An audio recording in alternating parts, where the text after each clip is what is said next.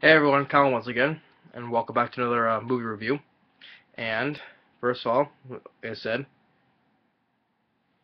I'll be using this in videos, so here I am. Nice way cup holder, you know. Just quickly want to point that out. I said I'm gonna said before I'm gonna use this in more videos, you know.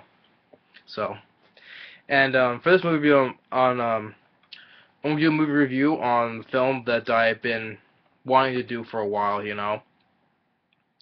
and and especially what better to do on today, because today is May 19th, you know, and it was released on May 19th, year 2000, 15 years ago. And what the movie is the poster that's exactly right behind me, the big huge poster. That's right. I'm gonna be reviewing. Let's see a better way to do this. There you go.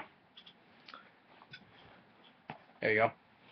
I'm gonna be reviewing Dinosaur. Disney's Dinosaur. Yeah, I thought I would better do it than this review today. So, yeah, because to show, well, you probably know because it's been hanging on there behind me for a while, you know. But I've been waiting to do a review of this, so it's about time I would change it, because I said it's been up there for quite a while. So I'm gonna do like another change of posters for, you know. So, but I just wanted to do the movie review of Dinosaur today, because, you know, released today, May 19th. And while do I have the big poster there, you know. And so yeah, this film was released 15 years ago. Yeah, close up the DVD, yeah. And honestly, it was like, wow, 15 years ago this came out. And I remember seeing this in the theaters back in 2000. I saw this film in the theaters, and I really did enjoy it. I enjoyed it back then as a kid seeing it, and I still enjoy it today. I really do. I really do enjoy Dinosaur. Now, Dinosaur, this is the special 2-disc edition. This is show. Disc 1, Disc 2, and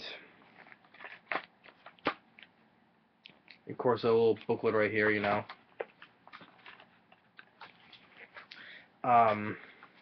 A Dinosaur, it came out in the summer of year 2000, May 19th.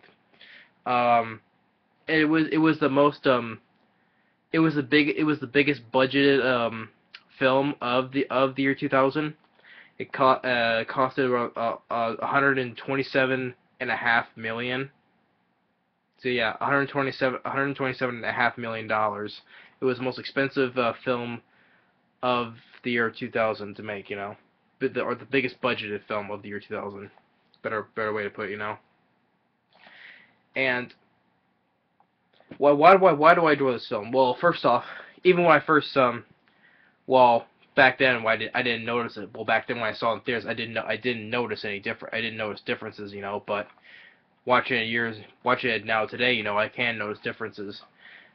Okay. Um. For one thing for sure is the effects, you know. I like the effects, you know, of the looks of the dinosaurs. For a big budget film, I'd say it was not that bad looking, you know. But I think it's a real well done special effects of the dinosaurs. And the thing is, though, and I believe that these are the only things that are CG.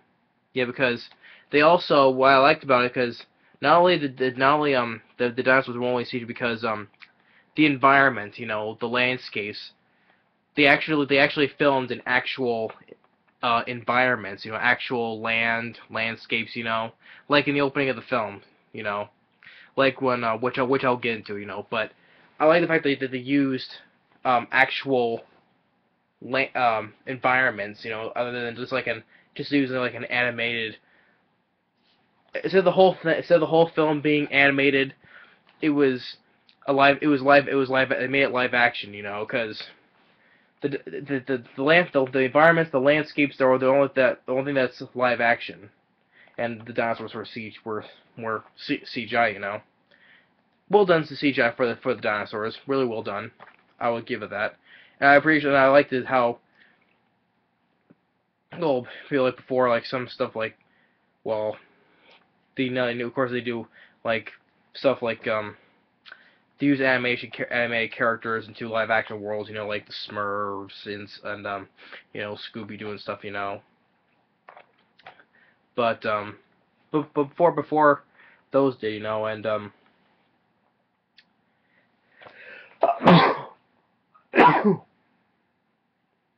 sorry about that. Um, but especially for making a big budget film, you know, about just dinosaurs in this in a live action environment, you know, I thought it worked well, you know. And which is another thing, which the other reason that I liked Walking with Dinosaurs, you know, the 2003 film, 2013 film, you know, they did the same thing, you know, CG, you know, dinosaurs and real life landscapes, you know. Although this got more praise, while Walking with Dinosaurs got negative reviews, you know. But this is the same thing though. Um, and the voice cast of the film, they did a good job, you know. Um, and I just want to get the directors.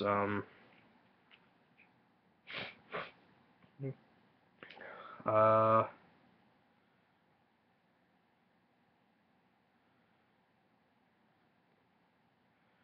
where's the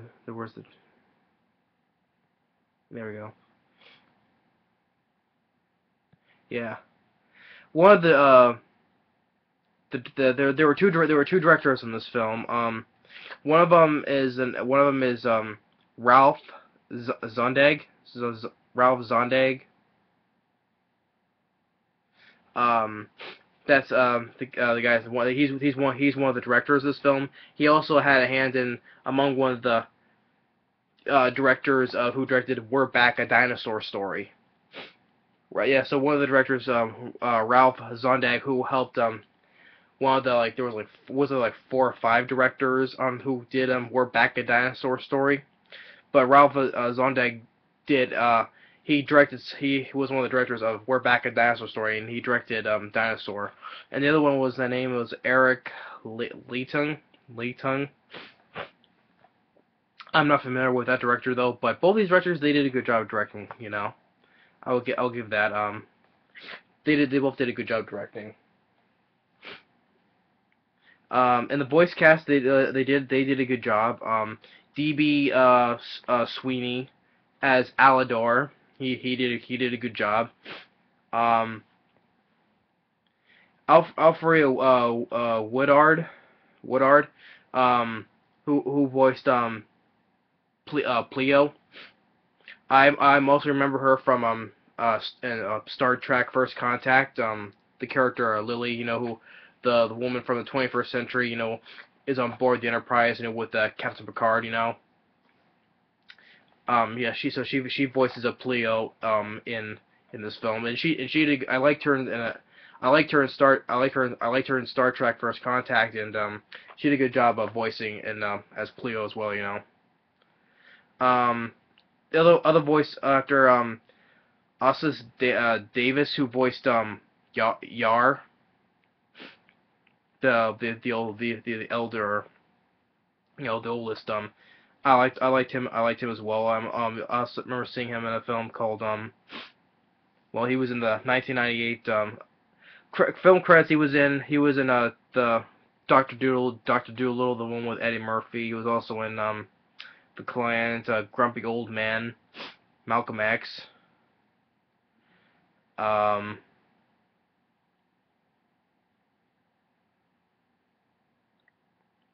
and 12 Angry Men.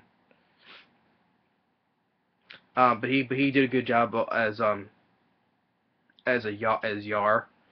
Other cast members, Max Casilla as a Zinni, who was the other male uh what was I don't know what they were, what they called, lemurs. Yeah, I guess that's what yeah, Aladar called them. They were lemurs, you know. But he was the good friend of who was the very good friend of Aladar. He did fine as well. Um, Hayden Panettiere, who premiered in the show Nashville. She was also in the film Racing Stripes. You know, the one which I reviewed. She appeared in other stuff. Like Scream 4. You know, Scream 4. But you also were seeing her in the show Nashville. I think correctly. Yeah. Um, yeah. Uh, other films. You know, like I said, Racing. She was also in Remember the Titans. She's also voiced in A Bug's Life as the character Dot. Yeah. And also she also voiced in Scooby Doo and the Goblin King as the fairy princess Willow, that was her name. But you mostly remember from starring in the show Nashville, and but I also mostly remember from starring in Racing Stripes. Other films she's been in, such as Raising Helen, Ice Princess, you know, Message in a Bottle. But I also remember for mostly in Racing Stripes. I know she mostly and also now mostly well known playing in the show Nashville, you know. She was fine in the film as well. She was the youngest of the leaders of the group, you know. Um, and the film when the film came out, well, I'm not talking about I'm not talking about the story because I'm 12 minutes in, but um, most of I had paused, so it took some time there. But when the film came out, it did get positive reviews. It has a 6.4 on IMDb and it has a 65% on Rotten Tomatoes. Decent ratings though. But for me personally, I think they're just a little bit too low. I think they could have been more higher, you know, in the 70s or 7.0 or 7-ish in IMDb and Rotten Tomatoes, you know. I wish they could have been more higher. I think this is just a little bit too low for this film.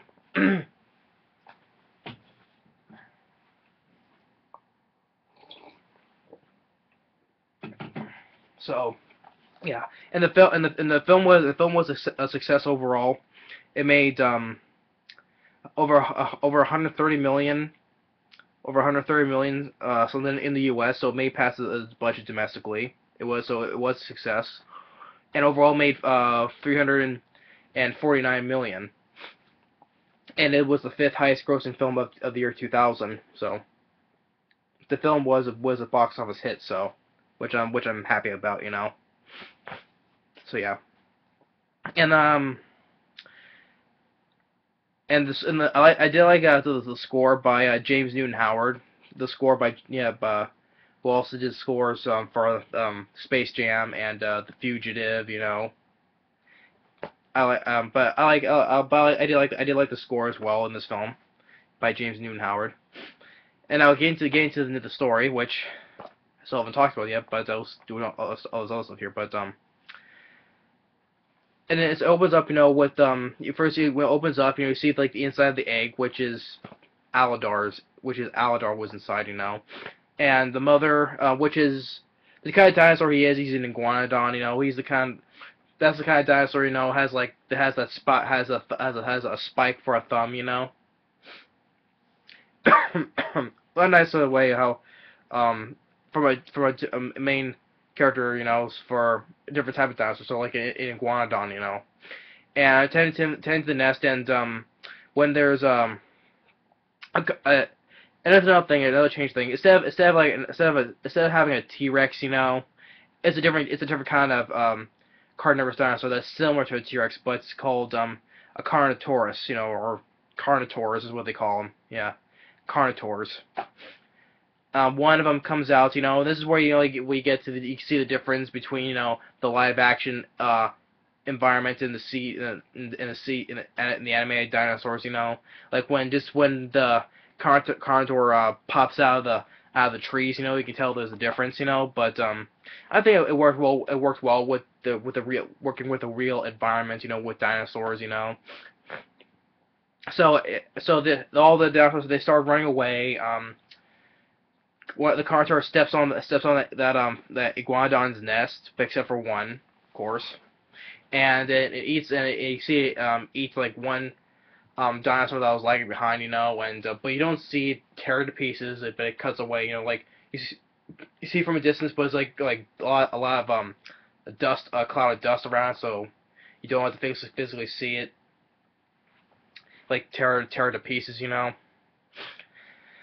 But then one like an egg stealer takes that one remaining egg, and another one fights for it, you know, but it drops in the river and starts flowing down the river. But one tyran yeah, I think it was a pteranodon or a different kind of flying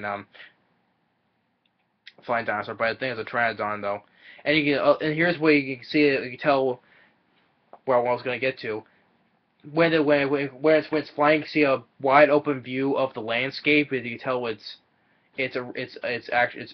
real, you know, a real life environment, and so all the cliffs and the trees and especially the ocean as well. That was nice, a nice wide, such a good looking, you know, just a good way of looking over the landscape, you know, a wide shot of the of the real life landscape, you know, really worked, you know, good looking view shot, you know, and then it gets attacked by some birds and it drops the egg and lands into the woods. You know, that's where you get the family of lemurs. You know, Pleo, voiced by Alfred Woodard. You know, um, Yard doesn't want her to touch it because it might be dangerous. You know, but she looks inside and it was an egg, a baby in it. You know, and Yard tells her to get rid of it, but then she's like figures like, okay, you get rid of it, you know. But he changed his mind just by looking at it, you know, and it pees on him, you know. He's like, here, you know.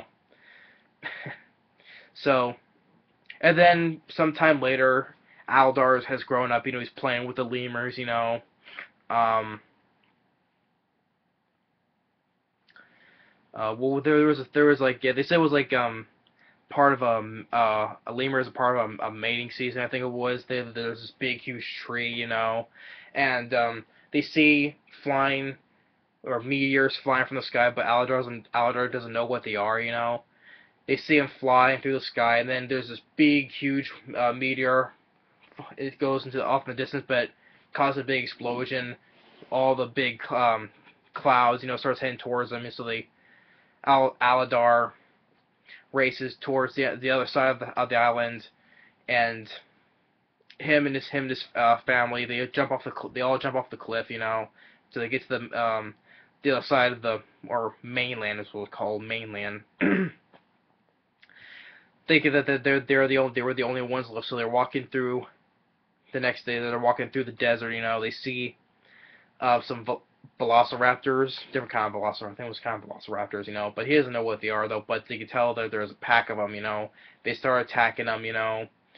But they fall back and they come across as they're running away. They come across the herd, you know, led by Kron, you know, who was voiced by Samuel E. Wright, who mostly remember him from who voiced Sebastian in The Little Mermaid, you know, under the sea, you know. He voices a Kron, you know, as the leader of the herd. And there's which is supposed to be the last of the dinosaurs, you know, try to get to the nesting grounds, you know, traveling across a great distance to get to this nesting ground that's supposedly not been touched by the big meteor, you know, that destroyed the whole, you know.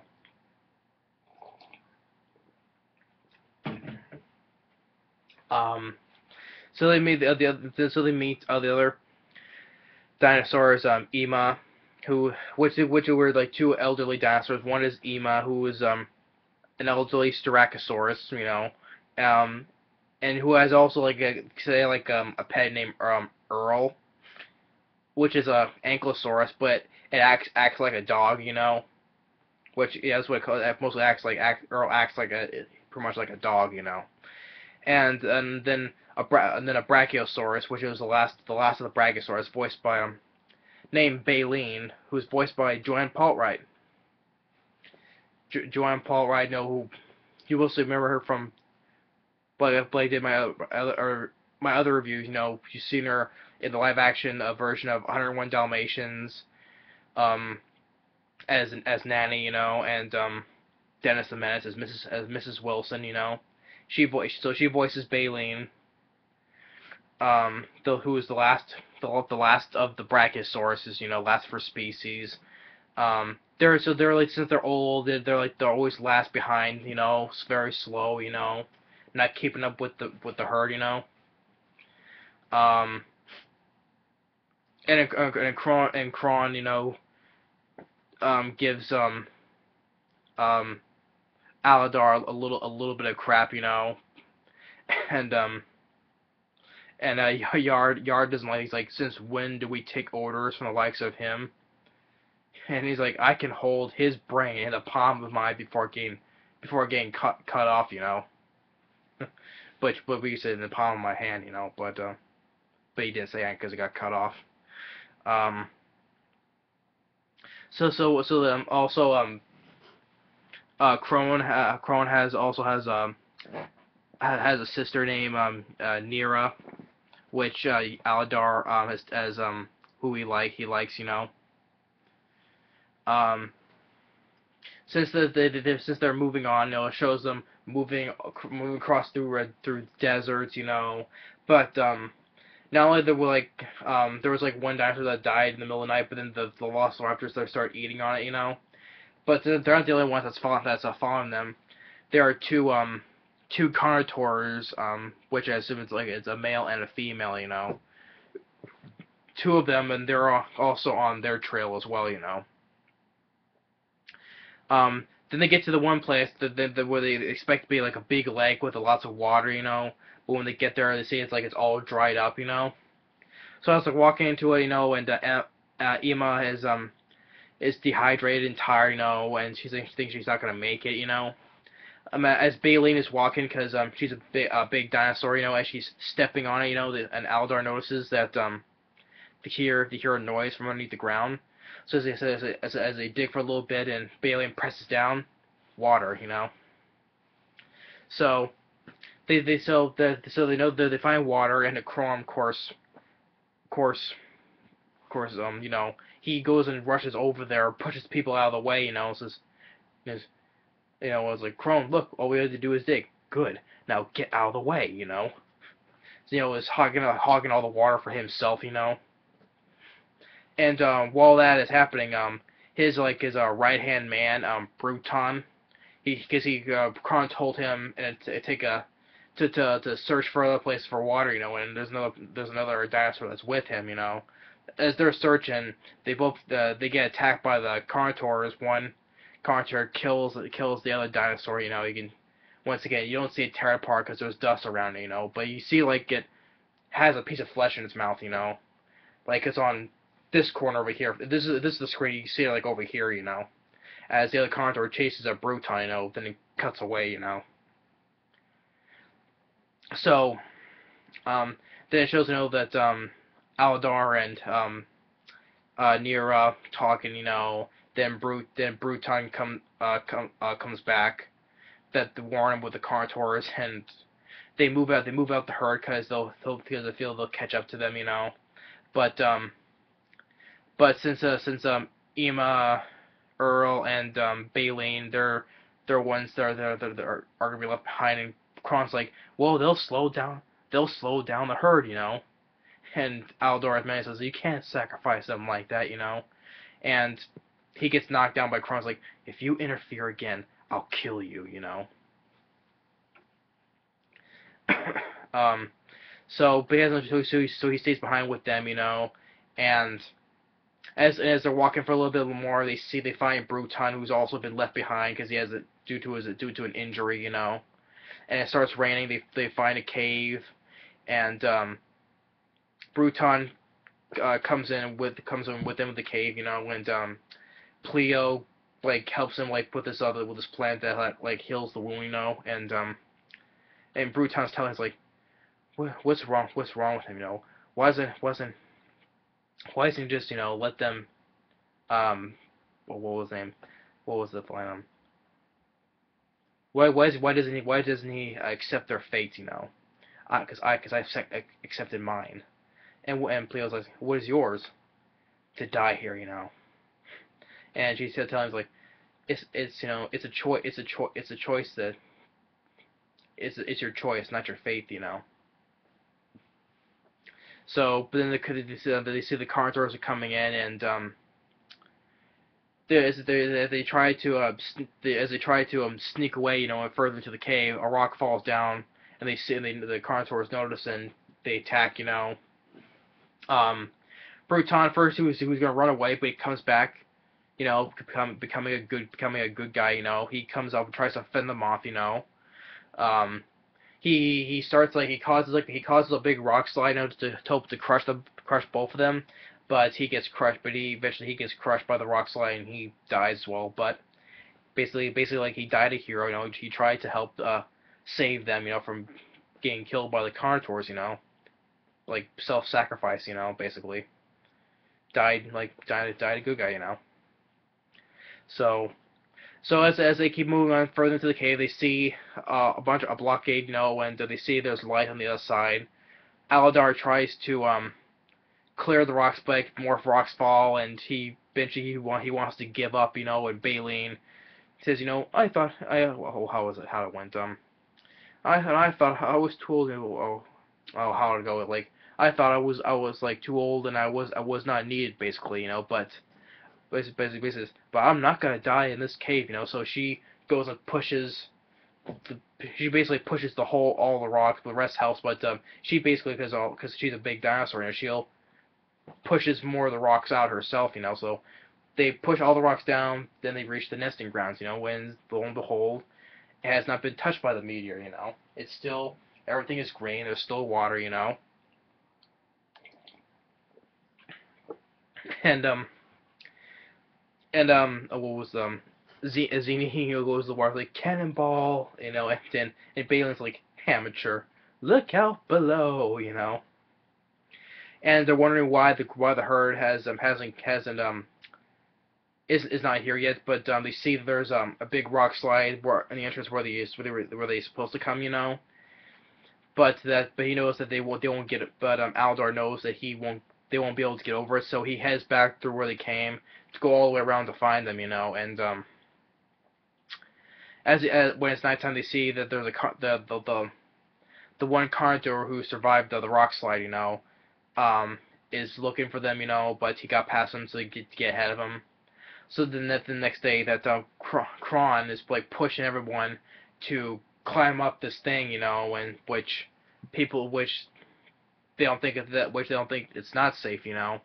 So Aladar comes in, he's like pushing, like Kron like pushing like two young ones, try to force them up there, you know. And Aladar saying there's another way, and Kron, because he can't admit that he's wrong, so he goes and fights Aladar, you know. But Nira gives him a shove, you know. So they're gonna leave without him, you know. But then the Carnotaur comes in, you know, starts charging towards them. But as Kron runs away, you know, but Aladar tells the whole herd to hold your ground and stand together, you know.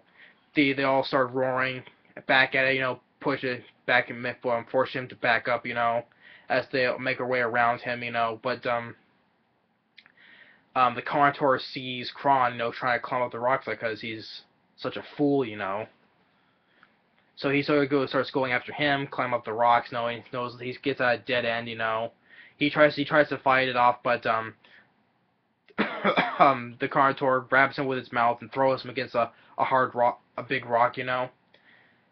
Naira gets there, but she gets pushed, and Aladar's one trying to fight up, but at the end of this cliff here, you know, and the rock starts to break and it falls to his death, you know, into the small trench there, you know. So but Kron dies, from from being thrown, so so the whole her so they leads the whole her back to the way they came from the cave, Well, it says welcome home, and sometime later, Kron and Nero have a nest, eggs, and Pleo, looks like opens up the egg, like she did in the beginning of the film with Aladar's egg, like, oh, are you this sweetest little small fry that I've ever seen, and and Yara picks us like, come here, you, let me take a look at you, and pees on him like again, It's like, yep, you're definitely your father's son, and they all start roaring in happiness, and then ends with Pleo saying, our journey is not over, and no matter how small, our time will be remembered. So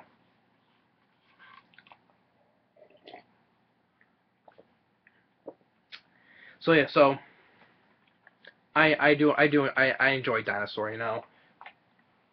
I'm really glad back in the year 2000 I saw this in theater.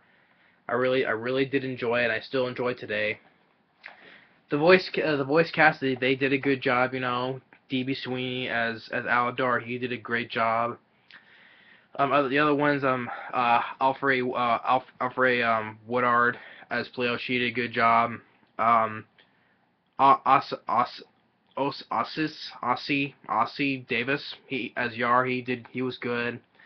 Max Casella and Hayden Panettiere, they were fine as well. Samuel E. Wright, he did a good job as Kron. Probably other people will still prefer him voicing as Sebastian in The Little Mermaid still, but he did a good job as Kron, As as a who, usually when Sebastian, he's a friendly yet the coward, yet somewhat of a coward though, but in this he voices a character who's, a pushover, a fool, and a jerk as well, But Samuel E. Wright, he did a good job as Chrome though. Peter Saragusa as Bruton, he was fine as well because at first he was like kind of like crawling, like a pushover as well, but he eventually became a good guy and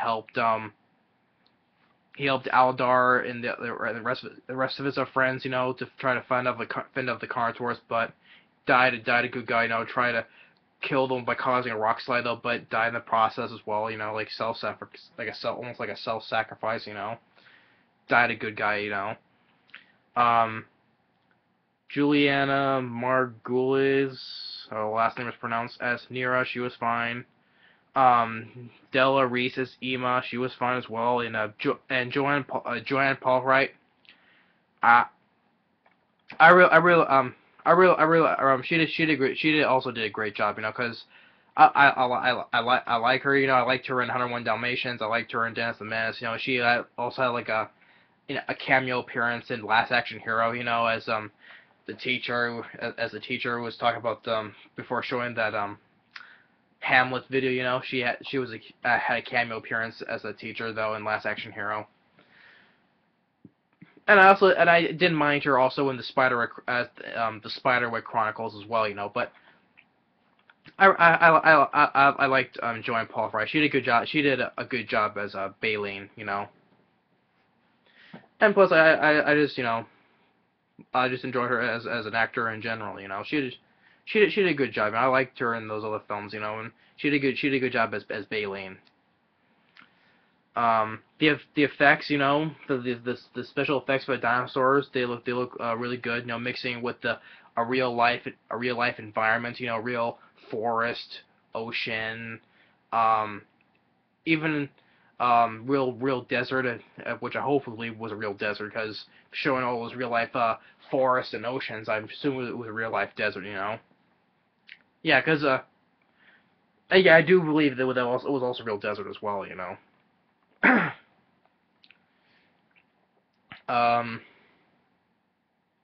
well, it also part of me, wish there was a sequel to this, but that's never gonna happen because it's been exactly 15 years since there was released, and there's been no over the years after this. There's been no talk of a sequel, you know. So it's basically left as a standalone Disney film. Yeah, but I would say part of me still wish there was a sequel though, but it's never gonna happen. 15 years and after all this time, no word or anything. No. Um, I did like the score by James Newton Howard. I thought it was a good score.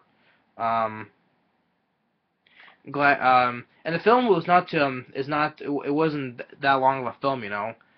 But when the film ends before the end credits, you know, just before the end credits, well as the film ends, you know, it was at least 75 minutes. So it's not that long of a film at all, you know. It's only like 75 minutes, and the rest of it just before the end credits, you know. When the film ends before the end credits, it was 75 minutes, hour 15 minutes. So it's not that long of a film at all. Um,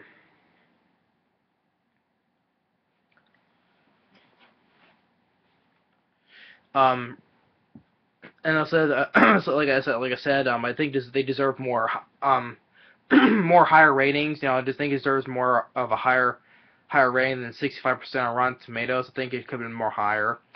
Even also on IMDb, but it has a 6.4, but I think it could have been more higher as well. I think those two ratings on IMDb and Rotten Tomatoes are just way too low for this film. I think it could have been a lot more higher, you know. And positive reviews, as I said, and Roger Ebert, he gave the film 3 out of 4 stars. He praised the film's amazing visuals, which I would agree. You know, at that part, the visuals were great. You know, for the dinosaurs with the live action environment. You know, but he said he also criticized the decision to make the animals talk.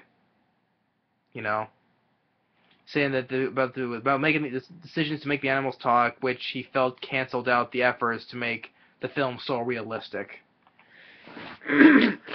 um, yeah, but I can see that though, you know, because you know since it's in a live action environment, you're supposed to have real life dinosaurs not talk, you know, just sound though. You know, get without speaking in words though, you know. I do understand that part, you know, but I'm fine with them just talking, you know, because I like Land Before Time series, the dinosaurs talk, but it's fully a cartoon though, not was not live action though, but they're just saying though, but I do understand what Roger Ebert was saying though, making because you know using a real life landscape, you know, and you putting dinosaurs in that kind of time frame, not making just having them talk instead of don't make them talk instead of having them just talk regularly, you know, make it more realistic, you know, real dinosaurs just communicating through the sounds, you know. But I do understand that part though. I'm totally fine. But I'm totally fine with them just talking, you know. But it's like same thing. It's like the same thing with Walking with Dinosaurs. But the dinosaurs' mouths don't talk, don't move though. But it's like speaking like verbally in their minds, you know. That in Walking with Dinosaurs, the mouths don't move, but speaking, you know, like mentally. It's like the same thing like Homeward Bound, you know. The dog's mouths don't move when they speak. It's just from like mentally or you know telepathically, you know. But I'm fine with them just talking. It didn't bother me back then. Didn't bother me now, you know. So yeah. I'm glad the film was a box office success, you know, and being the most expensive film of the year 2000 and as the fifth highest grossing film of the year 2000 I think it deserves it. Um, for features, I didn't say that for features, you know, for disc one, it has audio commentary with directors and effects supervisors, as another commentary with a producer and a production team. Film facts, you know, go behind the scenes as you watch, you know, the film. Um,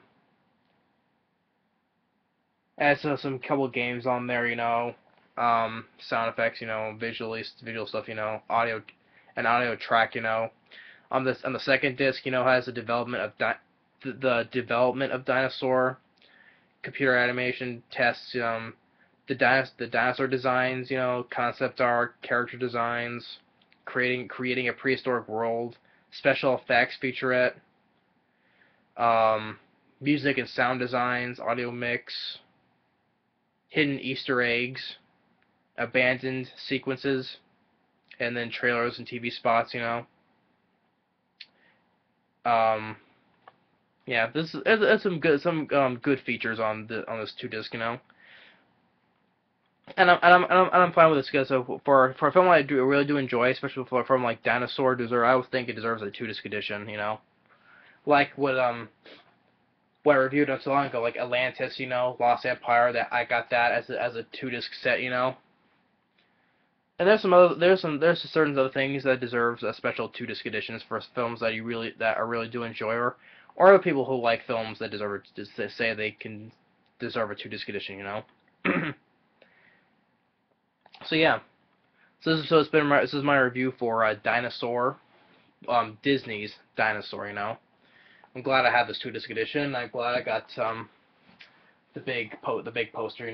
That's why I wanted to do it from this kind of angle.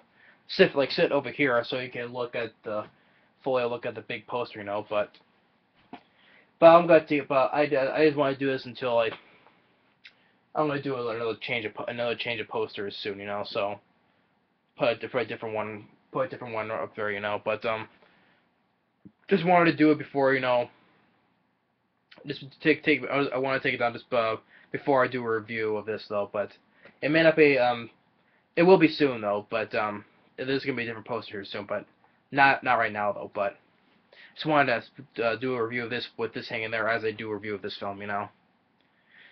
So yeah. So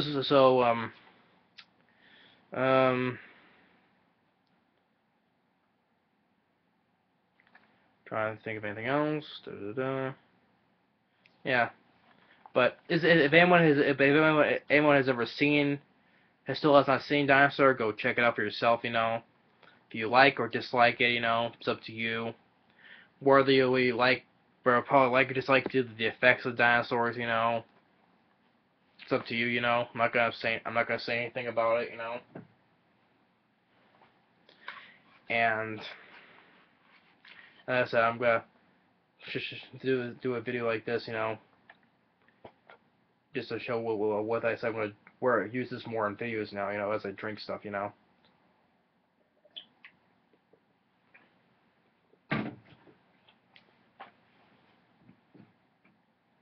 So yeah, but yeah, and if anyone has ever seen, like I said, if people who have seen Dinosaur, I don't know. I haven't checked. I don't know if anyone who likes or dislikes the film, though, for the people who have seen the film. But for those who haven't, go check it out for yourself. See if you like the film. But I'm glad I have it. I'm glad, and once again, I'm glad I saw this back in year 2000. I'm glad I saw this. I'm glad I saw this in the theater. It was also I saw this with me and my brother. Um.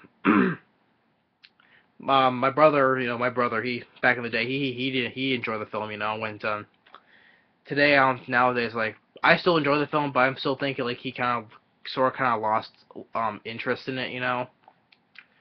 Although he said I think he still likes it, but he's like fallen out of interest of the film though. But I don't think it's a film he won't watch again though. But for me, I can watch this like a couple times over and not get bored of it. So it also went at a decent, like I say, I think it went at a decent pace. It didn't drag on. And to me, it's not boring. But yeah. But check it out for the film yourself. It's worth a watch. If anyone who's a fan of dinosaurs, like myself, or a fan of other Walt Disney films, Dinosaur is worth a look. So this is my review for Walt Disney's Dinosaur, year 2000. Thanks for watching, and take care, and stay tuned on the next movie review. Later.